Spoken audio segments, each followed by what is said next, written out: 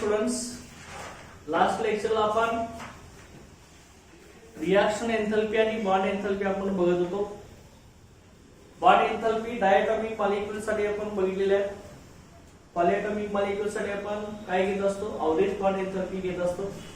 त्यानंतर रिएक्शन एंथॅल्पी कशी काढायची त्याचा फॉर्म्युला सुद्धा आपण बघितलाय. रिएक्शन एंथॅल्पी काय असते, summation enthalpy of reactant bond minus summation enthalpy of product bond. आता मग आपल्याला इथं प्रॉब्लेम दिलेला आहे, enthalpy change of the following reaction. ही रिएक्शन दिली आपल्याला CH4 gas plus Cl2 gas gives CH3Cl plus HCl. क्या reaction see okay. Reaction enthalpy आपल्याला दिलेलं आहे delta H naught. Reaction enthalpy आपल्याला दिलेलं आहे -104 किलोजूल दिलेलं आहे. आपल्याला फाइंड आउट काय करायचं, CCl बॉन्ड एंथॅल्पी काढायचं. बॉन्ड एंथॅल्पी सगळ्या बॉन्डच्या इथे दिले आहे. इथं बॉन्ड दिले कार्बन हायड्रोजन बॉन्डची बॉन्ड एंथॅल्पी किती आहे, 414 किलोजूल पर मोल. कार्बन क्लोरीनची बॉन्ड एंथॅल्पी 243 किलोजूल आहे. हा बॉन्ड ब्रेकरला एवढी एनर्जी लागणार आहे. आणि हायड्रोजन क्लोरीनची बॉन्ड एंथॅल्पी आहे 431 किलोजूल पर मोल. एका मोलची दिले आहे. तसं तुम्हाला रिएक्शन एंथॅल्पी ऑलरेडी दिलेलं आहे. काय फाइंड आउट करायचं आहे, बॉन्ड एंथॅल्पी काढायचं आहे. लास्ट प्रॉब्लेम मध्ये आपण काल काय बघितलं होतं, रिएक्शन एंथॅल्पी काढली होती. सगळ्या बॉन्डची बॉन्ड एंथॅल्पी तुम्हाला दिलेली होती.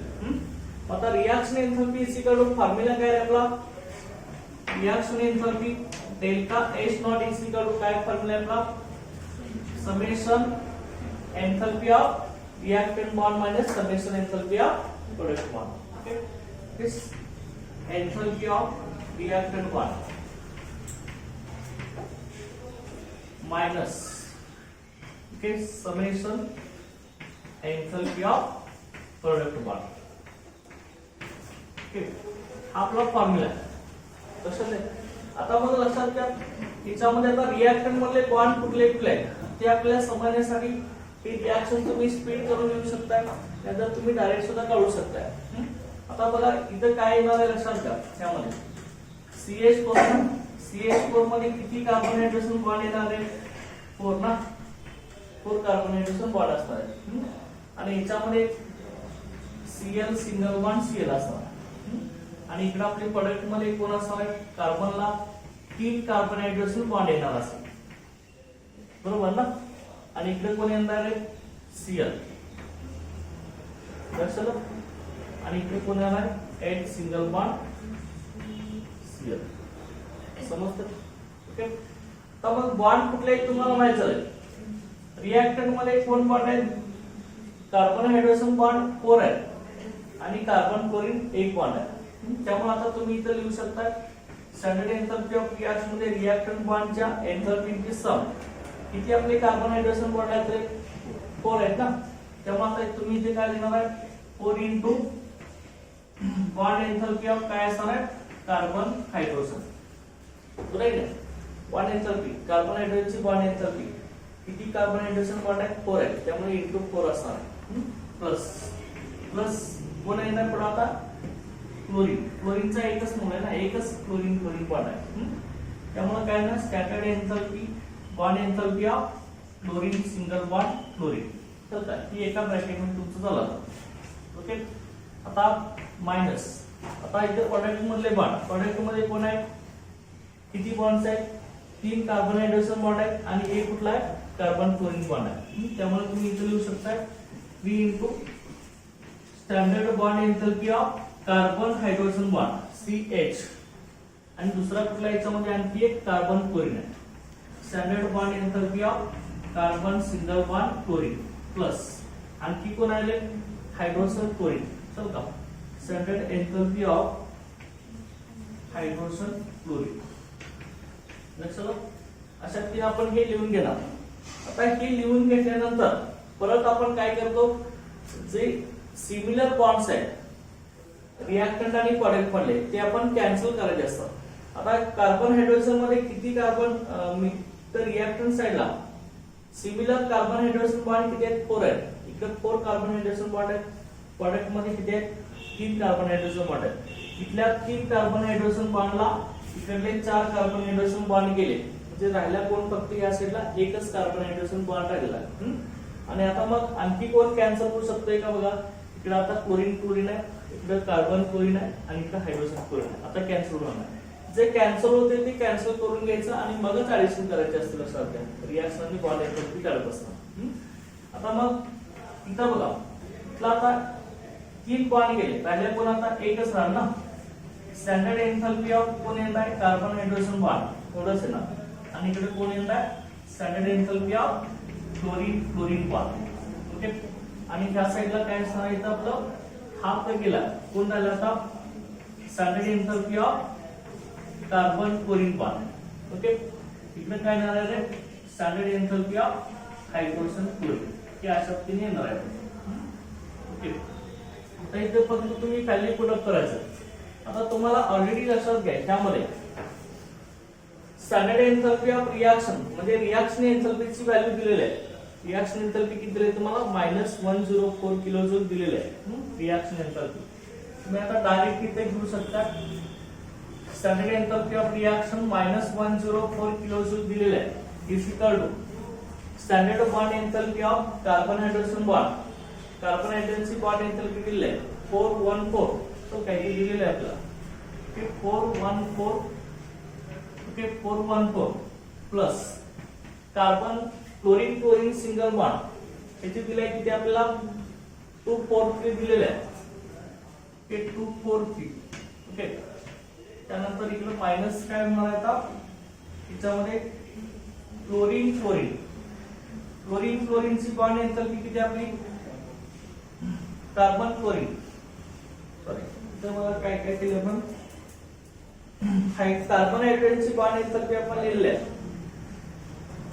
त्यानंतर ClCl बॉन्ड एन्थॅल्पी दिलेली आहे. त्यानंतर कार्बन क्लोरीनची बॉन्ड एन्थॅल्पी आपल्याला काय करायचं आहे, फाइंड आउट करायचं आहे. इथं आपल्याला दिलेलं आहे कॅल्क्युलेट CCl बॉन्ड एन्थॅल्पी असं म्हणलेलं आहे. ही बॉन्ड एन्थॅल्पी आपल्याला काढायचं आहे. त्यामुळे तुम्ही ऍज इट इज हे घेऊ शकता, कार्बन क्लोरीन डेल्टा HCCl आपल्याला फाइंड आउट करायचं आहे, हो का. आणि परत तिथे कोण येणार आता इथला HCl, चल प्लस पुढे इथं HCl ची बॉन्ड एन्थॅल्पी, हायड्रोजन क्लोरीनची बॉन्ड एन्थॅल्पी किती आपली 431, चल का प्लस 431, चल का. ते अशा पद्धतीने आपले येणार आहे. आता लक्षात घ्या, या सगळ्यांच्या आता ऍडिशन आपण करायचं -104, चल का. किती येतं बघा आता 414, ते आपलं इथं 7 5 आणि इथं किती आपलं 6. ओके, मायनस इकडे काय असणार आहे, या ब्रॅकेट मध्ये डेल्टा H कुणाचं असणार आहे, CCl बॉन्ड एन्थॅल्पी असणार आहे ना. ओके, प्लस काय असणार इथं 431. ओके, आता इथं लक्षात घ्या, आपण आता काय करूया बघायचं 657. ते आता इकडे काय होणार, त्याला हे मायनस होईल ना. 657 मायनस काय होणार आहे 431 होणार. आता याचे 657 मायनस 431 आपल्याला इथे किती येणार बघा, हे 226. ओके, हे 226 आलं. इथं मायनस काय असणार इकडे आपली डेल्टा H CCl बॉन्ड एन्थॅल्पी. आता लक्षात घ्या की इकडे या साइडला घेऊया, ही प्लस होईल ना.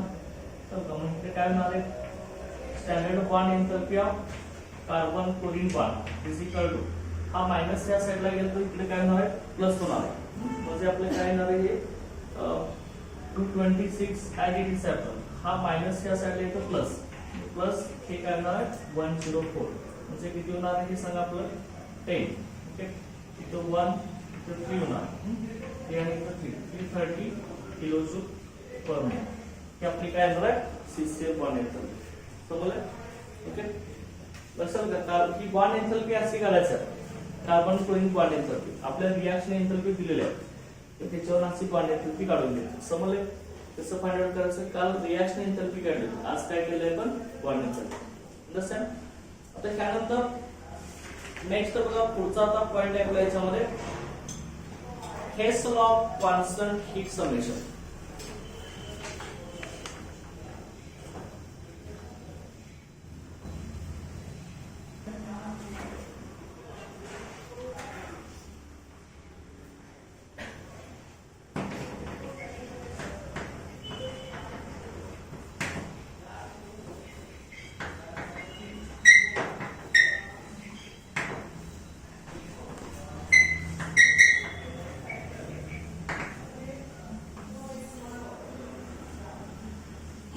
लक्षात Hess law of constant heat summation. आता Hess law of constant heat summation काय सांगतो लक्षात घ्या. इथं स्टेटमेंट काय, तीन डिफरंट स्टेटमेंट्स आहेत आपले Hess law of constant heat summation साठी. हा लॉ काय सांगतो बघा, overall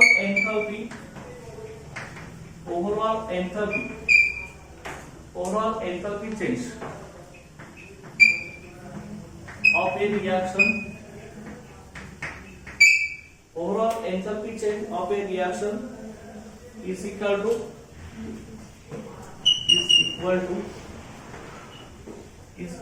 sum of enthalpy change, is sum of enthalpy change of individual steps, sum of enthalpy change of individual steps in the reaction. हेच statement आहे Hess लॉचं. Overall enthalpy change of a reaction is equal to sum of enthalpy change of individual steps in a reaction.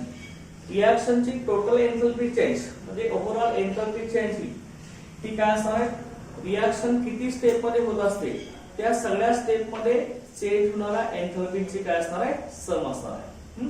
आता आपण एक इथे example घेणार आहे. आता यामध्ये बघा enthalpy change for reaction is same whether the reaction takes place in one step और सिरीज ऑफ स्टेप्स.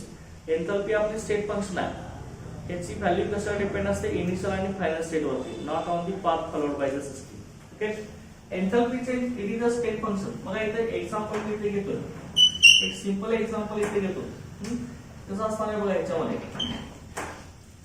एक आता सिंपल एक्झाम्पल आपण घेऊया A to C. ओके, एखादी system A to C convert होत असताना एन्थॅल्पी चेंज असणार आहे. स्टँडर्ड एन्थॅल्पी चेंज इथे काय असणार आहे, समजा डेल्टा H1 असेल फॉर एक्झाम्पल. आता मग ही रिएक्शन आपली कशी होते बघा, दोन स्टेप मध्ये होत असते. ती कशी बघा, पहिल्या स्टेप मध्ये स्टेप फर्स्ट आपण इथे घेतली. पहिल्या स्टेप मध्ये काय होणार आहे, A to B कन्वर्ट होत असते. त्यावेळी डेल्टा H ची व्हॅल्यू जी असणार आहे ह्या स्टेप साठी ती काय असणार आहे बघा, डेल्टा H ची डेल्टा H2 असणार आहे. चल का, डेल्टा H2 इथं. आणि त्यानंतर सेकंड स्टेप साठी परत मग हा काय होणार आहे, सेकंड स्टेप मध्ये B to C कन्वर्ट होणार आहे. त्यावेळी स्टँडर्ड एन्थॅल्पी त्या स्टेपची जी असणार आहे ती डेल्टा H3 असणार आहे. चलो, आणि मग आता ओव्हरऑल एन्थॅल्पी चेंज आपल्याला जर काढायची असेल तर ही सिमिलॅरिटी कॅन्सल होणार. काय झालं, फक्त आपल्याला A to C. चल का, मग इथे delta H A to C मध्ये डेल्टा H किती आहे, स्टँडर्ड एन्थॅल्पी A to C ची किती आहे, डेल्टा H1 आहे. डेल्टा H1 की आपली काय असणार आहे, ती काय असणार आहे, डेल्टा H2 प्लस काय असणार आहे, डेल्टा H. तर याची सम आहे. सम का, म्हणजे हीच आपण असं दाखवलं ट्रायंगलच्या फॉर्ममध्ये जर काढला आपण असं, इथं तुमचा A असेल, इथं C असेल, सिस्टीम आपली A to C जात असेल त्यावेळी डेल्टा इथं काय असणार आहे, H1 इथं असणार आहे. इथं B असेल, इथं काय असणार आहे, डेल्टा H2. सिस्टीम असे जाणार. परत B to C जात असताना काय, डेल्टा H2. बरोबर, म्हणजे system direct A to C, reaction direct आपली A to C झाली तर एन्थॅल्पी चेंज डेल्टा H1 राहणार आहे. तर का, जरी रिएक्शन दोन स्टेप मध्ये झाली, पहिल्या स्टेप मध्ये A to B गेली आणि दुसऱ्या स्टेप मध्ये B to C गेली, तर एन्थॅल्पी चेंज होणार नाही. तो किती राहणार आहे, डेल्टा H1 राहणार आहे. तर का, हे लक्षात ठेवायचं. ओके, हे लक्षात ठेवायचं. ओके, समजलंय तुम्हाला. ओके, आता एखादी आपण दुसरी एखादी रिएक्शन इथे घेतली, एक्झाम्पल दुसरं आपण घेतलं. आता मग त्यामध्ये मला सांगा, एखादी आपण आणखी एक्झाम्पल इथे घेऊया, N2 gas plus 3H2 gas. Okay, reduce to NH3 gas. ही आपली रिएक्शन असेल. आता या रिएक्शनचा एन्थॅल्पी चेंज जो आहे तो आपला बघा -92.2 किलो जूल आहे. delta X, standard enthalpy of this reaction, minus -92.2 kilojoule आहे. ओके, लक्षात घ्या. आता ही रिएक्शन आपली दोन स्टेप मध्ये झाली. ही स्टेप बघा, पहिल्या स्टेप मध्ये आपली असे झाली, N2 gas plus 2H2 gas, ही आपली झाली N2H4 गॅस. इतर जी स्टँडर्ड एंथॅल्पी आहे त्या स्टेप मध्ये ती आपली प्लस 95.4 असेल, प्लस 95.4 किलोजूल असेल. आणि इकडे बघा सेकंड स्टेप मध्ये ती आपली असेल N2H4 गॅस, याने परत एक H2 घेतला की आपल्याला काय मिळणार, परत इथे NH3 मिळणार आहे.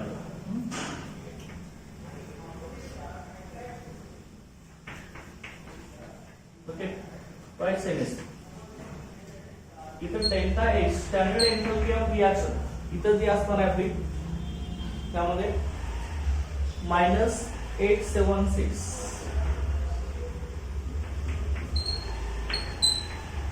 किलो. आता ओव्हरऑल एंथॅल्पी चेंज आपली किती आली पाहिजे.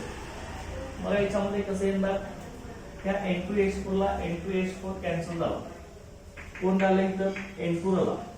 N2 हा N2 gas as it is, इथला 2H2 आणि हा 1H2, परत काय झालं आपलं 3H2 झाला, आणि इथं आपलं 2NH3 आलं. आणि इथं आपला डेल्टा H ची व्हॅल्यू काय असणार आहे, त्या दोन स्टेप मध्ये होणाऱ्या एंथॅल्पीची काय असणार आहे, सम असणार आहे. ते आपली सेम येणार -92.2 किलोजूल येणार. आता लक्षात घ्या, आपला हेस लॉचं स्टेटमेंटच आहे. लक्षात घ्या, हेस लॉ काय सांगतोय, overall enthalpy change of a reaction, overall enthalpy change of the reaction ही काय असणार आहे, ती काय असणार आहे, sum of enthalpy change of individual steps in the reaction. बघा, रिएक्शनची ओव्हरऑल एंथॅल्पी चेंज आपली किती येतं, -92.2 किलोजूल आहे. ती काय असणार आहे, इंडिव्हिज्युअल स्टेप मध्ये रिएक्शन होत असताना त्यावेळी जो एंथॅल्पी चेंज झाला असतो, इंडिव्हिज्युअल स्टेप मधील एंथॅल्पी चेंजचा सम मध्ये ओव्हरऑल एंथॅल्पी चेंज असते. लक्षात का. आता मग ही N2 gas plus 3H2 gas it gives two ammonia molecules.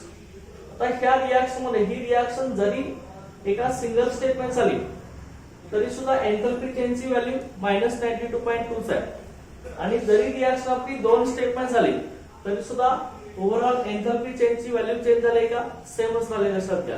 Okay, म्हणजे ओव्हरऑल एंथॅल्पी चेंज ही काय असणार आहे, इंडिव्हिज्युअल स्टेप मध्ये जी एंथॅल्पी चेंज होत आहे त्या इंडिव्हिज्युअल स्टेप मधील एंथॅल्पी चेंजची सम मध्ये काय असणार आहे, ओव्हरऑल एंथॅल्पी चेंज असणार आहे. चल का, मग मला सांगा, रिएक्शन एका स्टेप मध्ये झाली तरी सुद्धा एंथॅल्पी चेंजची व्हॅल्यू तेवढीच आहे, दोन स्टेप मध्ये झाली तरी सुद्धा एंथॅल्पी चेंजची व्हॅल्यू तेवढीच आहे. म्हणजे एंथॅल्पी चेंज आपली स्टेट फंक्शन आहे का पाथ फंक्शन आहे, कुठली फंक्शन आहे, स्टेट फंक्शन. सर का, याची व्हॅल्यू स्टेट वर डिपेंड आहे. सर का, it's do not depends on path followed by the system. सिस्टीमनं कुठला पाथ फॉलो केला त्याच्यावर नाही. सर का, इथं सुद्धा हे जनरल एक्झाम्पल मी त्यासाठी इथं दिलं होतं. System direct reaction A to C झाली, डेल्टा H मध्ये A to B झाली किंवा B to C झाली, तर का सेमच आहे ना आपली. तर का, ओके, म्हणजे enthalpy change for the reaction is same whether the reaction takes place in one step or series of steps. लक्षात का, रिएक्शन जरी एका स्टेप मध्ये झाली किंवा अनेक सिरीज ऑफ स्टेप मध्ये झाली तरी सुद्धा एंथॅल्पी चेंजची व्हॅल्यू काय असणार आहे, सेम असणार आहे. तर का, किंवा आपण दुसरं आणखी काय समजू शकतो, enthalpy change for the reaction is same regardless of the path followed by the system. सिस्टीमने कुठला पाथ फॉलो केलाय त्याच्यावरती एंथॅल्पी चेंजची व्हॅल्यू डिपेंड असत नाही. लक्षात. ओके, म्हणजे एंथॅल्पी चेंज आपली काय असणार आहे, स्टेट फंक्शन असणार. Okay, enthalpy change, enthalpy is a state function. आपलं काय state function, its value depends on initial and final state, do not depends on path followed by the system. लक्षात का, सिस्टीमने कुठला पाथ फॉलो केलाय त्याच्यावरती depend असताना. आणि स्टेटमेंट आपलं काय सांगितलं, ओव्हरऑल एंथॅल्पी चेंज ही काय असणार आहे, sum of enthalpy change of individual steps in the reaction. Individual step मध्ये जी एंथॅल्पी चेंज होत आहे त्या सगळ्या एंथॅल्पीची सम म्हणजे काय असणार आहे ओव्हरऑल एंथॅल्पी चेंजेस. लक्षात ना की समजले काय हेस लॉ. ओके आता लक्षात घ्या हेस लॉचं ऍप्लिकेशन काय बघा. Hess law can be useful to calculate enthalpy change of the reaction which is not determined by experimental. आपण एक्सपेरिमेंट वरून एंथॅल्पी चेंज रिएक्शनचा काढू शकत नाही परंतु हेस लॉ ने एंथॅल्पी चेंज काढू शकतो सर. हे इम्पॉर्टंट ऍप्लिकेशन आहे हेस लॉचं. Okay Hess law can be useful to calculate. Okay Hess law कशासाठी युजफुल आहे to calculate. Okay Hess law okay is useful to calculate enthalpy of reaction which do not determine experimental.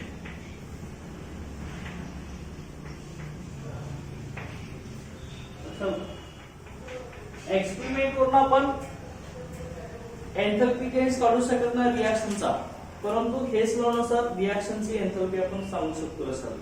Okay Hess law is useful to calculate enthalpy of reaction okay which do not calculated by और determined by experimental. समजा okay एखाद्या रिएक्शनचा एंथॅल्पी change आपण experiment वरून काढू शकत नाही परंतु हेस लॉ वरून आपण काढू शकतो सर.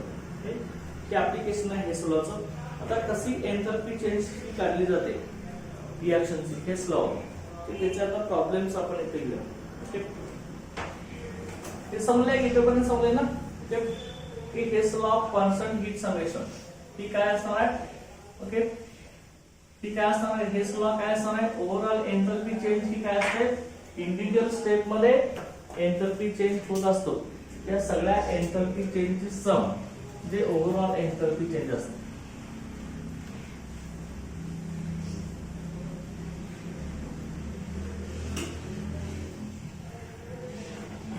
प्रॉब्लेम इथं घेऊया आपण calculate standard enthalpy of reaction. पण तुम्हाला काय सांगितलंय रिएक्शनची स्टँडर्ड एंथॅल्पी आपण एक्सपेरिमेंट वरून काढू शकत नाही परंतु हेस लॉ वरून काढू शकतोय असं आपण सांगितलंय. तर त्याचा प्रॉब्लेम आहे काय कॅल्क्युलेट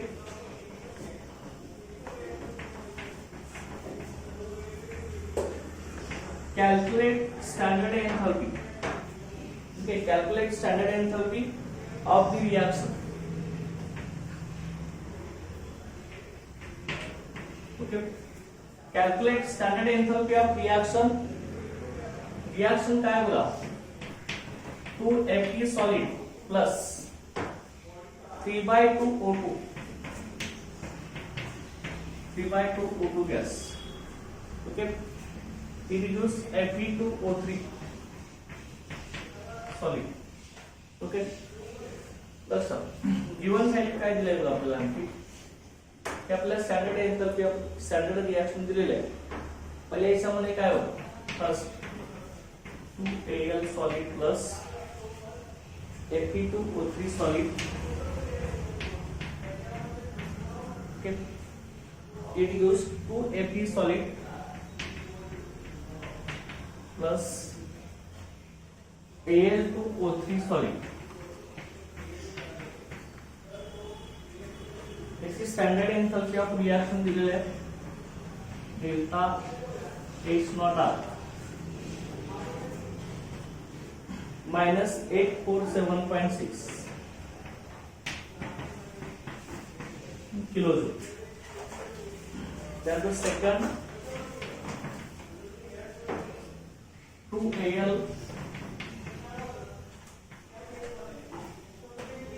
plus 3/2 O2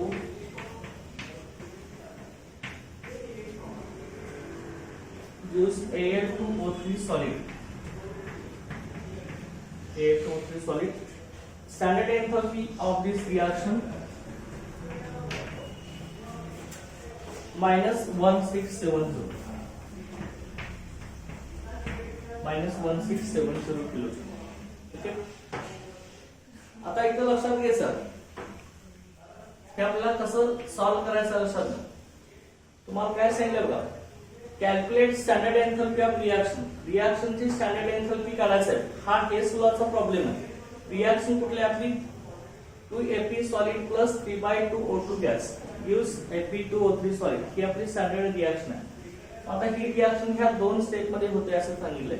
आता आपली हेस लॉचं स्टेटमेंट काय होतं, overall enthalpy change of reaction ही काय असते, इंडिव्हिज्युअल स्टेप मध्ये म्हणजे प्रत्येक स्टेप मध्ये एंथॅल्पी चेंज होत असतो. त्या प्रत्येक स्टेप मधील एंथॅल्पी चेंजची ऍडिशन किंवा सम म्हणजे काय असते, ओव्हरऑल एंथॅल्पी चेंज असते. ठीक आहे, म्हणजे स्टँडर्ड एंथॅल्पी ऑफ रिएक्शन असते. आता तुम्हाला इथं हेस लॉचे प्रॉब्लेम कसे सोडवायचे असतात लक्षात घ्या. स्टँडर्ड एंथॅल्पी ऑफ रिएक्शन काढा म्हटलेलं आहे. आता ही रिएक्शन आपली 2Fe plus 3/2 O2 gas gives Fe2O3. त्या दोन स्टेप रिएक्शन ज्या दिले त्या दोन रिएक्शन वरून आपल्याला ही रिएक्शन तयार करायचं आहे. म्हणजे लक्षात घ्या स्टँडर्ड रिएक्शन तुमची ही आहे. आता इथं एरोच्या लेफ्ट हँड साइडला रिएक्टंट कुठले आहेत, Fe 2Fe आहे आणि 3/2 O2 गॅस आहे आणि प्रोडक्ट साइडला Fe2O3. एवढं चाललं पाहिजे ह्या दोघांच्या मधून. आता मला सांगा ह्या दोघांच्या मध्ये तुम्ही बघायचं इथं बघा Fe2O3 कुठल्या साइडला पाहिजे आपल्याला, लेफ्टला का राईटला, राईट साइडला पाहिजे ना Fe2O3. मग इथे Fe2O3 कुठल्या रिएक्शन मध्ये, पहिल्या रिएक्शन मध्ये. तो कुठल्या साइडला आहे, लेफ्ट साइडला आहे. मग राईट साइडला आणण्याचं पहिले इक्वेशन आपल्याला काय केलं पाहिजे, फर्स्ट इक्वेशन रिव्हर्स करून लिहिलं पाहिजे आणि मग सेकंड इक्वेशन मध्ये आपल्याला कोण पाहिजे, सेकंड इक्वेशन मध्ये इकडे 3/2 O2 पाहिजे ना. लक्षात घ्या, बघा समजतंय का. आपल्याला इथं प्रोडक्ट साइडला कोण पाहिजे, फक्त Fe2O3. प्रोडक्ट साइडला Fe2O3 पाहिजे असेल तर Fe2O3 पहिल्या इक्वेशन मध्येच आहे. पहिले इक्वेशन जे आहे ते रिव्हर्स केलं, उलट केलं तर आपला Fe2O3 कुठल्या साइडला जाणार आहे, प्रोडक्ट साइडलाच आहे. आणि आपल्याला इकडे कोण पाहिजे, Fe पाहिजे. उलट केल्यावरती Fe सुद्धा आपल्या रिएक्टंट साइडला येईल ना. तर का आणि मग परत काय होणार बघा, परत ह्याच्यामध्ये 3/2 O2 तुम्हाला पाहिजे. 3/2 O2 कुठल्या साइडला पाहिजे, रिएक्टंट साइडलाच पाहिजे. तो कुठल्यामध्ये, सेकंड इक्वेशन मध्ये 3/2 O2 रिएक्टंट साइडलाच आहे. म्हणजे दुसरे इक्वेशन तुम्हाला ऍज इट इज ठेवायचं आहे. फक्त काय करायचंय, फर्स्ट इक्वेशन तुम्हाला रिव्हर्स करून घ्यायचं आहे. म्हणून इथं तुम्ही काय म्हणायचं, reverse equation first, reverse equation first and then add equation second. लक्षात आहे का, पहिले इक्वेशन रिव्हर्स करायचं नंतर त्यामध्ये सेकंड इक्वेशन ऍड करायचं. मग फर्स्ट इक्वेशन रिव्हर्स करून लिहिलं, रिव्हर्स केल्यावर कसं दिसणार सांगा, पहिले इक्वेशन रिव्हर्स करा ना. रिव्हर्स करणार म्हणजे -1 ने मल्टिप्लाय करणार आपण. मग कसं येणार सांगा, इथं रिव्हर्स केल्यावर ते 2Fe काय ना सॉलिड, परत काय येणार आहे Al2O3 सॉलिड. रिव्हर्स करणार म्हणजे प्रोडक्ट हे आता काय होणार, रिएक्टंट होणार आणि रिएक्टंट हे काय होणार, प्रोडक्ट होणार. मग 2Al इकडे गेला, 2Al solid plus Fe2O3 solid. बरोबर आहे. आता तुम्हाला मी थर्मोकेमिकल इक्वेशनच्या गाईडलाईन मध्ये सांगितलं होतं, रिएक्शन रिव्हर्स केले की त्याची काय करायची, स्टँडर्ड एंथॅल्पी चेंज सुद्धा काय होणार आहे, मॅग्निट्यूड सेम ना, फक्त काय होणार, साइन चेंज होणार. नाही तर साइन आता निगेटिव्ह आहे ना, ते पॉझिटिव्ह करायचं. काय होणार सांगा, standard enthalpy of reaction plus काय होणार आहे 847.6 किलो. लक्षात आहे का, हे करायचं. आणि आता मग परत काय म्हणलं आपण, second equation as it is add करायचं. ऍड करा 2Al solid plus 3/2 O2 gas. Okay, त्या साइडला काय आलं, सेम Al2O3 सॉलिड. इथं काय एंथॅल्पी चेंज करायचं नाही, standard enthalpy of reaction same ना. तिथे -1670 किलो की ऍज इट इज असेल. आपल्याला आता ओव्हरऑल रिएक्शन काढायचं. ओव्हरऑल रिएक्शन ती आपली आली पाहिजे, चल का ती आली पाहिजे. आता जे इक्वल आहे ते कॅन्सल करा. इकडे बघा, हे 2Al सॉलिड आहे, त्या 2Al सॉलिडला हे काय ना कॅन्सल होणार. तर चलो परत बघा आणखी काय कॅन्सल होऊ शकतं रे, त्या Al2O3 सॉलिडला हा Al2O3 सॉलिड काय होणार, कॅन्सल होणार. काय झालं फक्त आपलं, मग त्या साइडला आणखी काय कॅन्सल होते घेतात. ओके नाही ना, आता इथं काय ना 2Fe सॉलिड, बरोबर. प्लस प्लस काय येणार आहे, 3/2 O2 गॅस. ओके. आणि ह्या साईडला परत काय येणार आहे, Fe2O3 सॉलिड. ओके, लक्षात का. अब तुम्हाला ही रिएक्शन मिळाली की नाही, या दोघांच्यावरून ही रिएक्शन मिळाली. 2Fe solid, 3/2 O2 gas, K Fe2O3 as it is मिळालं. चल का. आता एंथॅल्पी चेंजची सम असते. हे लॉ मध्ये काय असतं, प्रत्येक स्टेप मध्ये जो एंथॅल्पी चेंज असतो त्या एंथॅल्पीची सम म्हणजे काय असते, स्टँडर्ड एंथॅल्पी ऑफ रिएक्शन असते. मग करा डेल्टा एच की काय येणार आहे, तिला आपण डेल्टा H1 त्याला डेल्टा H2 म्हणूया ना पहिल्या स्टेप मध्ये. Delta H1 plus delta H2.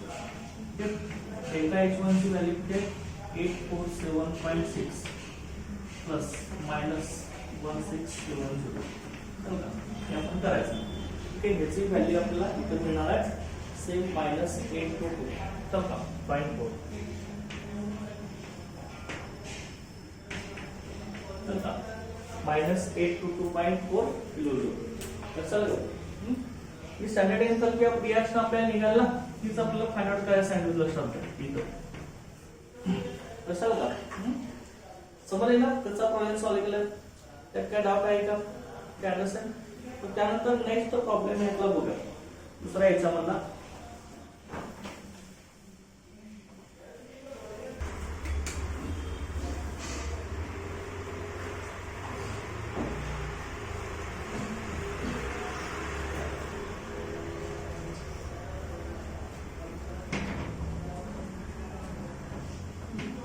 Next बघा, हे सोळाचा problem.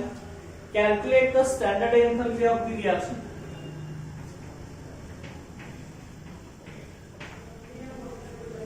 Calculate the standard enthalpy of the reaction.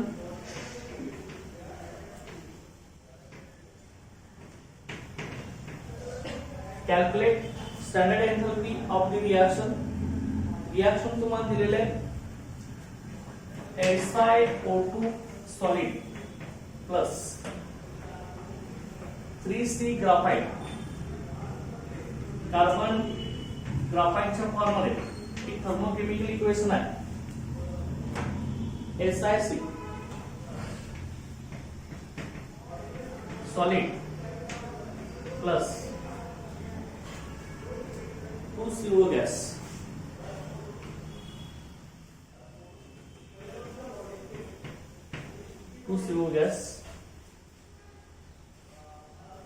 From the following reaction.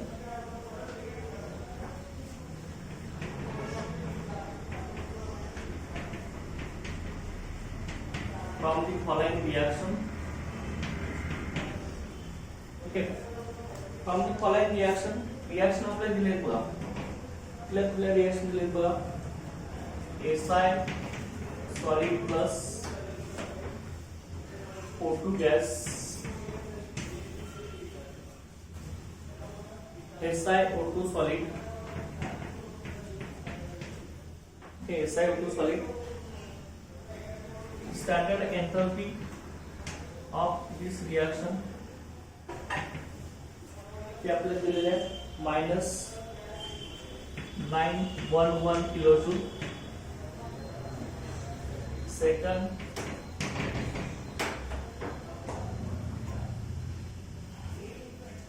2C graphite.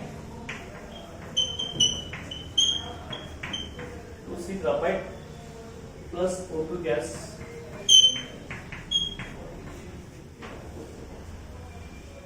2CO gas. It is standard enthalpy of reaction delta H0 minus 221 kilojoule. Minus 221 kilojoule.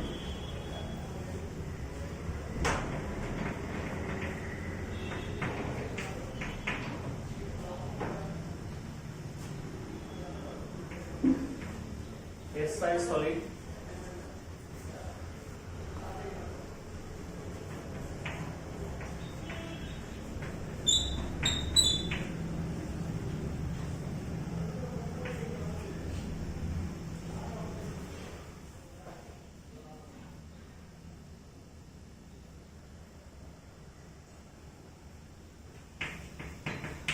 SiC graphite,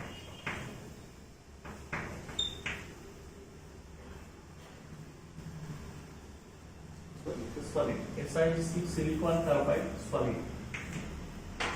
okay. Standard enthalpy of this reaction, त्या रिएक्शनची standard एंथॅल्पी दिली आपल्याला -65.3 kilojoule. ठीक आहे, आपल्याला दिलेलं आहे. आता आपल्याला हे सॉल्व्ह करायचं आहे. कशात? आता काय करायचं हे आपल्याला समजलं पाहिजे. तुम्हाला स्टँडर्ड इक्वेशन कुठलं तयार करायचं आहे? स्टँडर्ड एंथॅल्पी ऑफ रिएक्शन काढायचं आहे. म्हणजे इथली तुम्हाला delta H not standard enthalpy of reaction तुम्हाला काढायचं आहे. तर लक्षात घ्या, ह्या तीन इक्वेशन मध्ये म्हणजे ह्या तीन स्टेप मध्ये ही वरची रिएक्शन आपली होणार आहे असं त्यांनी सांगितलंय. आता ह्या तीन इक्वेशन वरून आपल्याला हे स्टँडर्ड इक्वेशन तयार करायचं आहे. आता तुम्हाला रिएक्टंट साइडला SiO2 पाहिजे आणि 3 कार्बन पाहिजे ग्राफाइटच्या फॉर्ममध्ये, आणि प्रोडक्ट साइडला SiC चा 1 मोल पाहिजे आणि COC 2 मोल्स पाहिजे. आता तीन इक्वेशन इथून बघायचं. तुम्हाला आता SiO2 आणि कार्बन कुठल्या साइडला पाहिजे? रिएक्टंट साइडला म्हणजे लेफ्ट साइडला पाहिजे. तर असा आता SiO2 बघा, SiO2 असणार इक्वेशन कुठे आहे आपलं? इथं आहे ना. पहिल्या इक्वेशन मध्ये SiO2 आहे की नाही? मग SiO2 कुठल्या साइडला आहे? पहिल्या इक्वेशन मध्ये कुठल्या साइडला आहे? ओके, राईट साइडला आहे की नाही? आपल्याला कुठल्या साइडला पाहिजे? लेफ्ट साइडला पाहिजे. त्यासाठी मग पहिले इक्वेशन काय केलं पाहिजे? रिव्हर्स केलं पाहिजे. बरोबर आहे ना? आणि मग परत काय पाहिजे? ग्राफाइट कुठल्या साइडला पाहिजे? लेफ्ट साइडलाच पाहिजे. म्हणजे तो ग्राफाइट ऑलरेडी आहे सेकंड इक्वेशन मध्ये, ते ऍज आपण ठेवूया. आणि तुम्हाला इकडे आता प्रोडक्ट मध्ये SiC कुठल्या साइडला पाहिजे? प्रोडक्ट साइडला. त्यासाठी थर्ड इक्वेशन मध्ये SiC आहे, ते आपला ऑलरेडी कुठल्या साइडला आहे? ओके, राईट साइडला आहे. त्यामुळे इक्वेशन फर्स्ट तेवढं तुम्हाला काय करावं लागेल? रिव्हर्स करावं लागेल. तर ही अल्जेब्रिक इक्वेशन आपण लक्षात घ्या, रिव्हर्स करू शकतो, ऍड करू शकतो, सबट्रॅक्ट करू शकतो आणि मल्टिप्लाय सुद्धा करू शकतो लक्षात घ्या, आणि डिवाइड सुद्धा करू शकतो. चल का, हे तुम्हाला थर्मोकेमिकल इक्वेशनच्या गाईडलाईन मध्ये सांगितलेलं आहे. आता पुढचे जे प्रॉब्लेम्स आहेत, टॉपिक कम्प्लीट झाल्यानंतर आपण जे एक्सरसाइज घेणार आहे त्याच्यामध्ये हे फक्त रिव्हर्स आणि ऍड करायचं नाही. एखादा सुटेबल फॅक्टर घेऊन टोटल थर्मोकेमिकल इक्वेशन आपण मल्टिप्लाय पण करणार आहे, ऍड पण करणार आहे लक्षात. हे लक्षात ठेवा. ओके, आता बघा इथं पहिल्यांदा मग फर्स्ट इक्वेशन काय येणार आहे? इक्वेशन फर्स्ट काय करावं लागेल? रिव्हर्स करावं लागेल ना.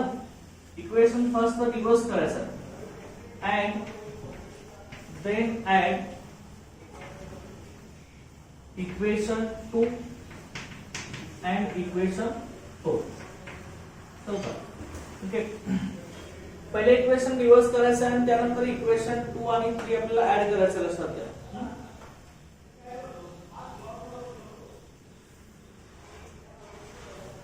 आता पहिले इक्वेशन रिव्हर्स करून घ्या. कसं इक्वेशन रिव्हर्स होणार बघा, कसं लिहिणार आहे? फर्स्ट इक्वेशन साठी आता SiO2 सॉलिड, बरोबर आहे ना. परत इकडे या साइडला काय ना Si सॉलिड प्लस काय ना O2 गॅस. याची स्टँडर्ड एंथॅल्पी ऑफ रिएक्शन याची व्हॅल्यू सेम राहणार, फक्त साइन चेंज होणार. प्लस 911 किलोजूल घेऊन ते रिव्हर्स केले की साइन चेंज होणार त्याचं. परत second equation third equation as it is लिहायचं आपल्याला. ते ऍज इट इज लिहा. 2 कार्बन ग्राफाइटच्या फॉर्म मध्ये 2 carbon graphite plus O2 gas. Okay, इथं आपल्याला काय होणार आहे? 2 CO gas. Standard enthalpy of reaction ते आपली ऍज इट इज आहे -221 किलोजूल. ओके, थर्ड इक्वेशन पण as it is SiC Si solid plus carbon graphite या साइडला SiC solid. Standard enthalpy of reaction -65.3 kilojoule. आता मग या सगळ्या इक्वेशनचे ऍडिशन करा. ऍडिशन करत असताना जे सिमिलर आहे ते कॅन्सल करायचं. आता सिमिलर काय बघा, त्या SI ला हा SI कॅन्सल होऊन जाईल. परत बघा आणखी काय कॅन्सल होऊ शकतं रे, आणखी आपला कॅन्सल काय होऊ शकतोय, त्या O2 गॅसला हा O2 गॅस काय होणार, कॅन्सल होणार. कोण राहिलं सांगा मला आता इथं, SiO2 सॉलिड राहिला, 2 ग्राफाइट आणि इकडला एक ग्राफाइट, 3 ग्राफाइट आपल्याला पाहिजे, 3 ग्राफाइट झाले. त्या साइडला कोण पाहिजे रे, फक्त आपला SiC पाहिजे, तो SiC आहे आणि 2CO येणार. त्यामुळे आधी किती इक्वेशन लिहा, SiO2 solid, okay, SiO2 solid plus 2 graphite plus 1 graphite, 3 graphite. चलो 3 ग्राफाइटच्या फॉर्म मध्ये कार्बन, या साइडला कोण येणार, SiC सिलिकॉन कार्बाइड आहे हा, प्लस 2CO गॅस. चलो आता एंथॅल्पीची सुद्धा आपल्याला सम करायचं असेल का, याची एंथॅल्पी फर्स्ट, याची एंथॅल्पी सेकंड, याची एंथॅल्पी थर्ड. त्यामुळे delta H is equal to delta H1 plus delta H2 plus delta H. ते आपल्याला करायचं. आता मी की त्या ठिकाणी लिहितो, तर delta H is equal to delta H1 ची व्हॅल्यू किती आहे, delta H1 first equation plus 911 plus ह्याची किती आहे, मायनस आहे ना, मायनस 221. ओके, त्यानंतर परत काय आपली प्लस मायनस 655 आपल्याला दिलेलं आहे. ते आपण सिम्प्लिफाय करायचं. ह्याचं जे आन्सर आपल्याला मिळणार आहे प्लस 624 किलोजूल. किती आपल्याला प्लस 624 किलोजूल. इथे आपल्याला डेल्टा एच ची व्हॅल्यू किती मिळणार असेल, याची व्हॅल्यू किती आपली प्लस 624 किलोजूल. एवढी आपली स्टँडर्ड एंथॅल्पी ऑफ रिएक्शन तसं आहे ना, समजलं काय ना. अशा तीन आपल्या केस सॉल्व्हचे प्रॉब्लेम्स आपण सॉल्व्ह करायचे. तर त्यानंतर नेक्स्ट प्रॉब्लेम बघा याच्यामध्ये, sorry next point, that is the spontaneous process.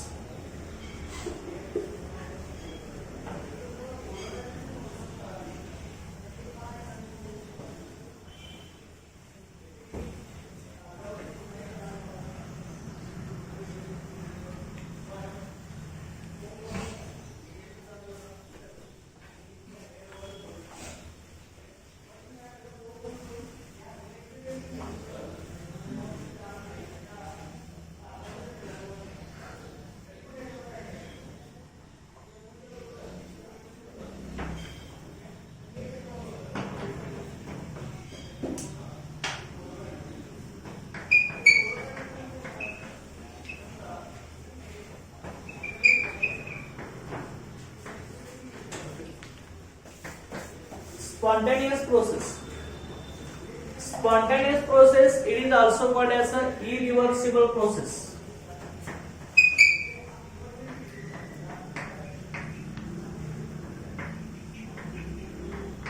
Okay.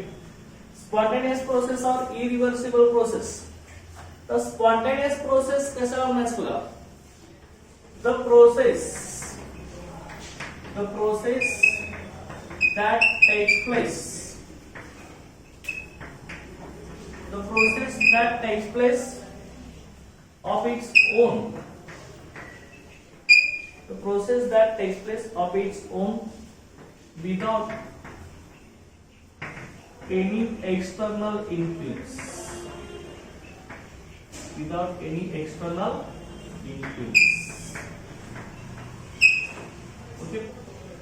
The process that takes place of its own without any external influence is called spontaneous process or irreversible process. Okay. ज्या process स्वतःहून होत असतात त्यांना बाहेरून कुठलाही external force लावायची गरज नाही लक्षात घ्या. त्याला काय म्हणणार आपण, स्पॉन्टेनियस प्रोसेस असं म्हणणार आहे. आणि त्या सगळ्या स्पॉन्टेनियस प्रोसेस कशा असतात, इरिव्हर्सिबल असतात. लक्षात. आता मग ह्या स्पॉन्टेनियस प्रोसेसचे आपण एक्झाम्पल घेऊया म्हणजे तुमच्या लक्षात येईल. ओके. आता एक्झाम्पल आपलं बघा याच्यामध्ये flow of water from higher level to lower level.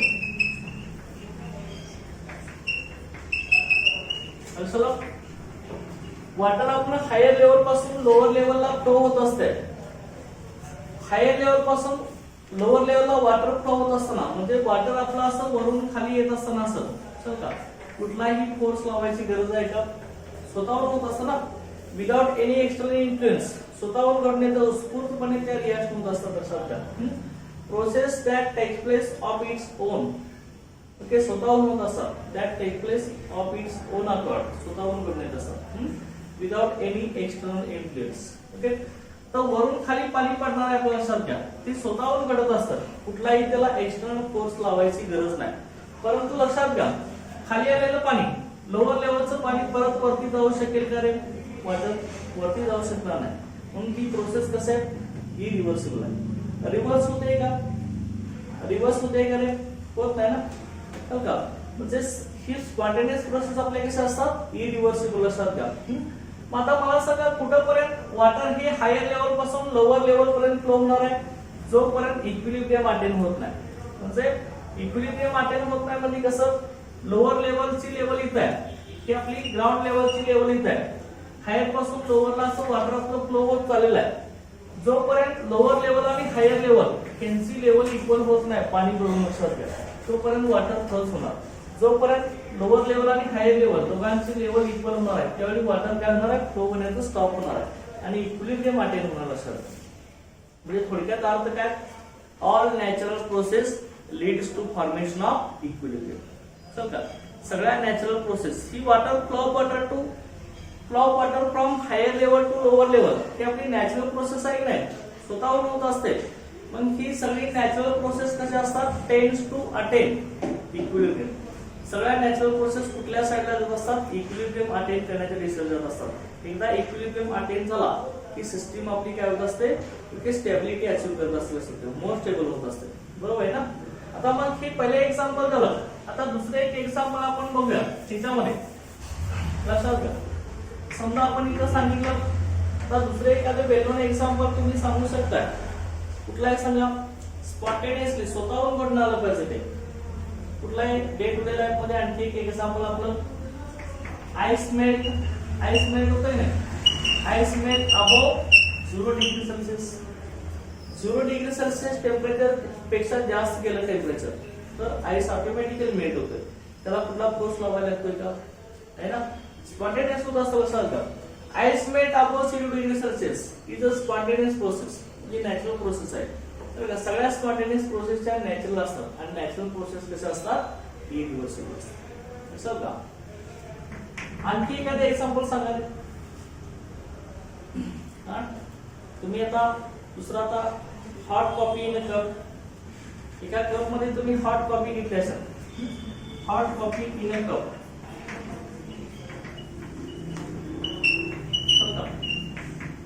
Hot coffee in a cup. आता एका कप मध्ये तुम्ही हॉट कॉफी घेतली असेल तर ती आहे तशी हॉट राहील का रे? राहील का? नाही ना, थोड्या वेळाने ती ऑटोमॅटिकली कूल व्हायला चालू होणार आहे.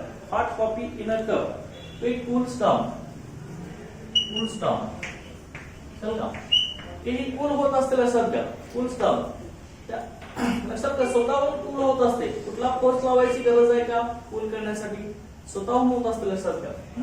आणि आता दुसरे एक्झाम्पल याच्यामध्ये आपलं सायंटिफिकली ऍसिड बेस रिएक्शन आहे, जे NaOH आणि HCl यांच्यापासून आपल्याला काय मिळणार आहे, सॉल्ट आणि वॉटर, NaCl प्लस वॉटर. ही रिएक्शन आहे, ही स्पॉन्टेनियस होत असते. कुठलाही फोर्स लावायची गरज नाही. ऍसिड आणि बेस, हा बेस आहे, हा आपला ऍसिड आहे. ही दोन्ही मिक्स केलं की आपल्याला सॉल्ट आणि वॉटर मिळणार. स्पॉन्टेनियस रिएक्शन लक्षात घ्या, कुठलाही फोर्स लावायची गरज नाही. NaOH मध्ये HCl टाकला की लगेच NaCl व्हायला चालू होणार. लक्षात घ्या, कुठलाही फोर्स लावायची गरज नाही. ठीक का?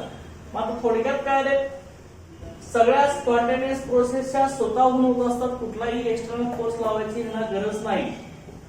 आणि त्या सगळ्या स्पॉन्टेनियस प्रोसेस कशा आहेत, आपल्या त्या सगळ्या प्रोसेस कशा आहेत, नॅचरल आहेत का नाही? All spontaneous process are natural process आहे. लक्षात घ्या, सगळ्या प्रोसेस नॅचरल आहेत. लक्षात का? आणि मग नॅचरल प्रोसेस मध्ये काय होत असतं, लक्षात घ्या.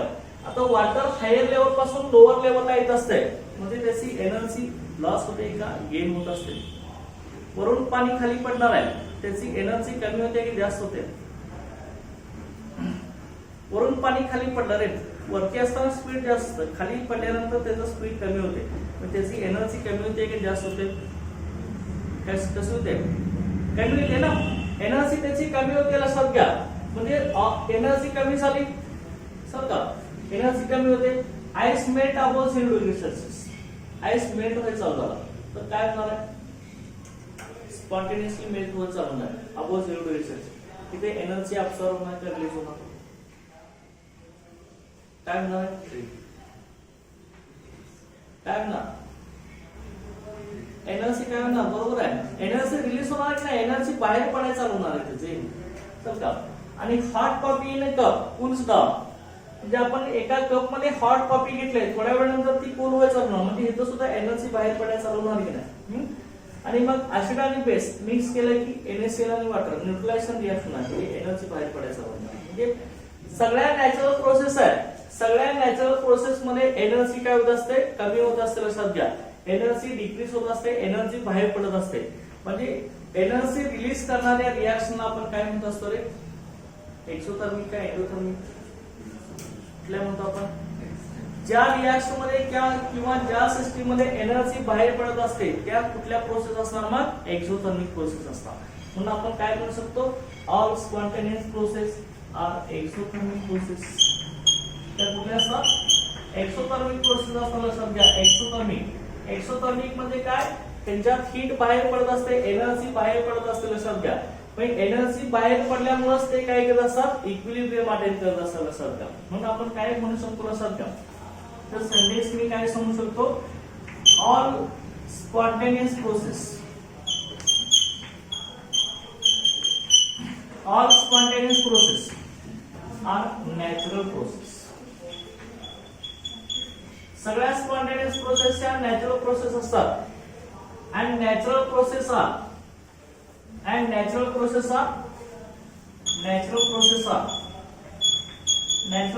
कशा असतात? Exothermic. Natural process are exothermic, बरोबर की नाही? सगळ्या नॅचरल प्रोसेसच्या एक्सोथर्मिक असतात, त्यांच्यातून हीट बाहेर पडत असते, एनर्जी बाहेर पडत असते. एक्सोथर्मिक आणि कशा असतात रे? टेन टू अटेन काय अटेन करतात? त्या एनर्जी कमी होते, बाहेर पडते, म्हणजे इक्विलिब्रियम अटेन करतात ना. Tend to attain equilibrium. चला, आणि ह्या सगळ्या प्रोसेस इक्विलिब्रियम अटेन करत असतात, लक्षात घ्या. हाय लेवल पासून लोअर लेवल पर्यंत वॉटर कधी फ्लो होणार आहे? ज्यावेळी दोन्ही लेवल इक्वल होणार तोपर्यंत.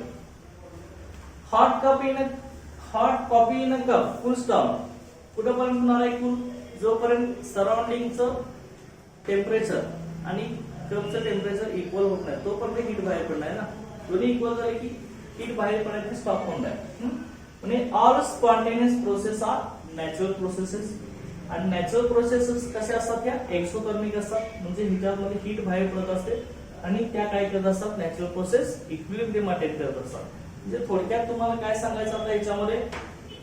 थोडक्यात आता आपल्याला सगळ्या नॅचरल प्रोसेस ह्या कशा असतात? स्पॉन्टेनियस असतात, चल का? ओके. आणि स्पॉन्टेनियस प्रोसेस मध्ये एनर्जी काय होत असते? एनर्जी बाहेर पडते का अब्सॉर्ब होत असते? बाहेर पडते ना. हे म्हणून आपण काय समजू शकतो? All spontaneous process are exothermic and these are spontaneous. म्हणजे स्पॉन्टेनियस प्रोसेस ह्या एक्सोथर्मिक असतील, चल का?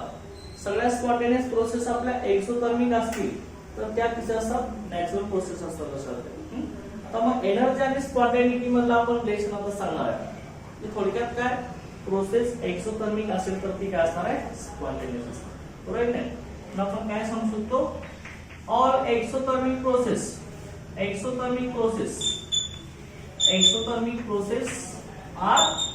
Spontaneous. Exothermic process are spontaneous. Okay. सगळ्या एक्सोथर्मिक प्रोसेस कशा असतात? आपल्या स्पॉन्टेनियस असतात आपण म्हटलेलं. चल का? या सगळ्या एक्सोथर्मिक प्रोसेस आहेत आणि त्या कशा आपल्या स्पॉन्टेनियस आहेत. हे लक्षात ठेवायचं आहे, सगळं मिनिंग महत्वाचं आहे. टॉपिक पुढे अतिशय इंटरेस्टिंग आहे, लक्षात घ्या. एकमेकावर डिपेंड आहे सगळे. तर एक्सोथर्मिक प्रोसेस कशा असतात? आपल्या स्पॉन्टेनियस आहे लक्षात. आता त्यानंतर बघा आपण आता पाहणार आहे स्पॉन्टॅनिटी आणि एनर्जी. आता एनर्जी आणि स्पॉन्टॅनिटी मधलं रिलेशन काय आहे? एनर्जी बाहेर पडली तरच प्रोसेस कशी असणार आहे? स्पॉन्टेनियस असणार आहे. म्हणजे एक्झोथर्मिक प्रोसेस कशी असणार आहे? स्पॉन्टेनियस. चल का किती लक्षात ठेवायचं. बघा आता याच्यामध्ये एनर्जी आणि spontaneity.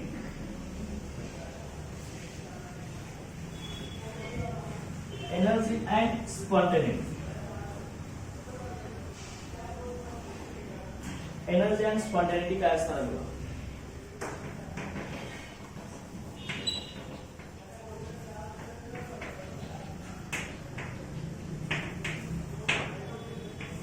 Energy and spontaneity.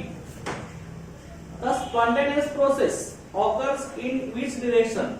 Which lowers energy. Spontaneous reaction कुठल्या डायरेक्शन होत असतात? ज्या डायरेक्शनला सिस्टीमची एनर्जी कमी होत असते त्या डायरेक्शनला ते प्रोसेस होत असतात ना. Okay. So the spontaneous process occurs in that direction.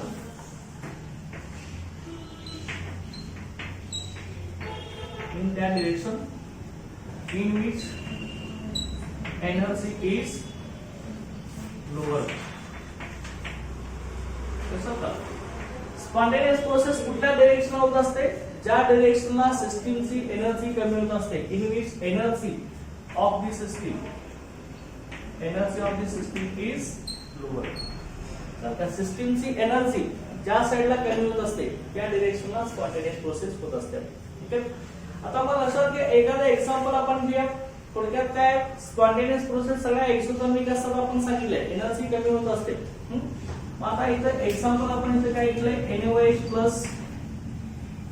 Plus आपण काय घेऊया तर सगळे एक्झाम्पल घेतले. ऍसिड प्लस बेस त्याच्यामध्ये NaCl प्लस H2 आहे.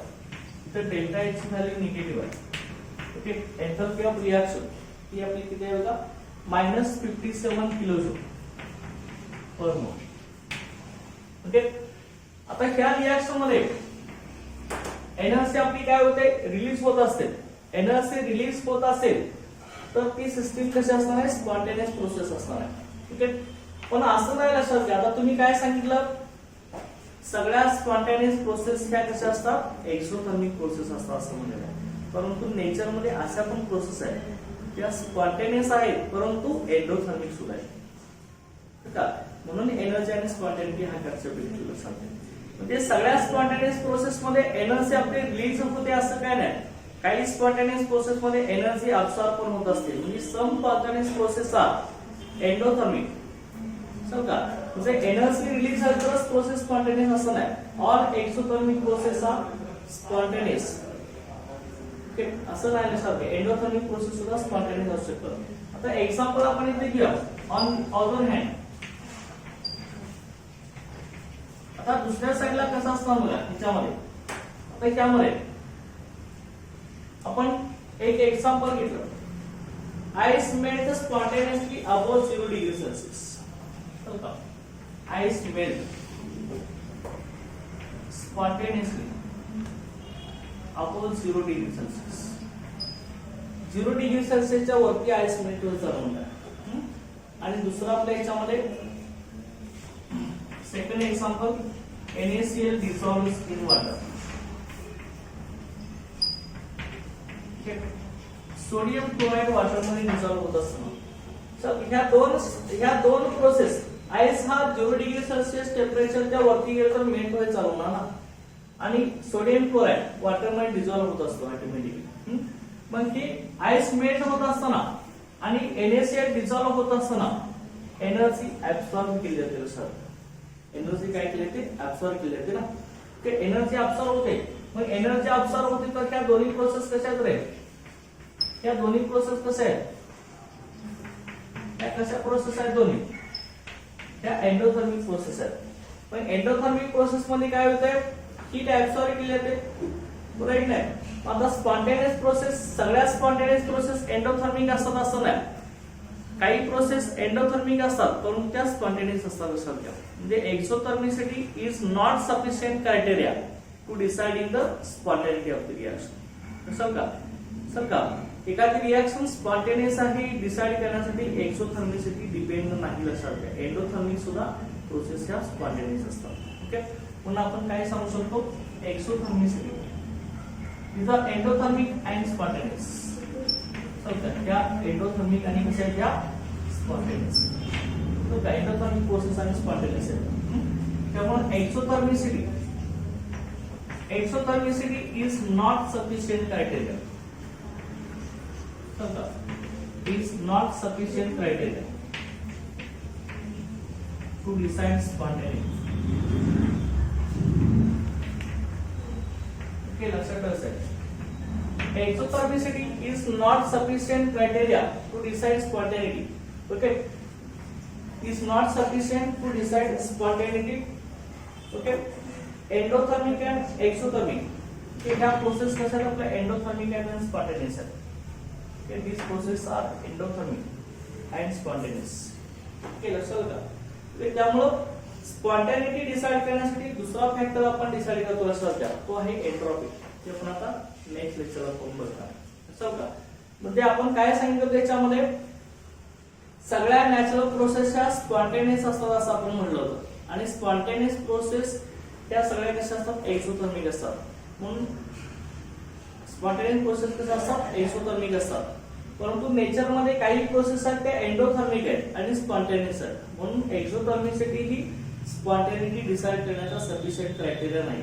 काही प्रोसेस एंडोथर्मिक आहेत आणि स्पॉन्टेनिक आहेत. ओके, मग तुम्हाला स्पॉन्टेनिटी एक्सप्लेन करायची असेल तर नवीन फॅक्टर आपण डिसाइड घेणार आहे तो आहे तो एंट्रॉपी. एंट्रॉपीवरून आपण ही प्रोसेस स्पॉन्टेनियस आहे की नाही हे सांगू शकतो. ते आता आपण नेक्स्ट लेक्चर. Okay, thank you.